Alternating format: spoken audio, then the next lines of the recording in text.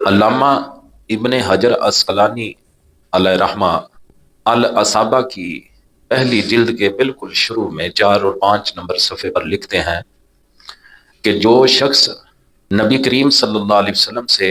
آپ کریم صلی اللہ علیہ وسلم پر ایمان لاتے ہوئے ملا اور اسلام پر ہی وہ فوت ہوا وہ صحابی ہے۔ دوبارہ سنیں، جو شخص نبی کریم صلی اللہ علیہ وسلم سے آپ کریم صلی اللہ علیہ وسلم پر ایمان لاتے ہوئے ملا اور اسلام پر ہی فوت ہوا وہ صحابی ہے، خواہ اس نے طویل عرصہ تک صحبت اختیار کی ہو یا قلیل عرصہ تک، خواہ حضور کریم صلی اللہ علیہ وسلم سے کوئی حدیث روایت کی ہو یا نہ کی ہو،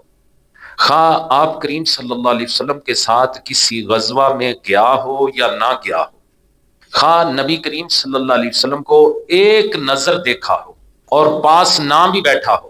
خواہ نابینا ہونے کی وجہ سے حضور کریم صلی اللہ علیہ وسلم کو آنکھوں سے نہ بھی دیکھ سکا ہو، ایسے سب لوگ صحابی ہیں۔ اسی طرح اگر کسی نابالغ نے بھی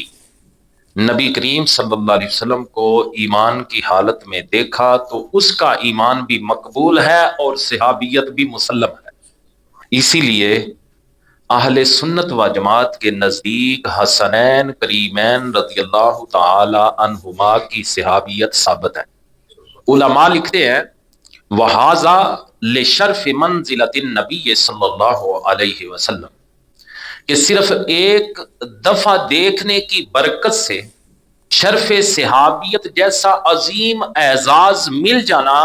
نبی کریم صلی اللہ علیہ وسلم کی بلند شان کی وجہ سے ہے۔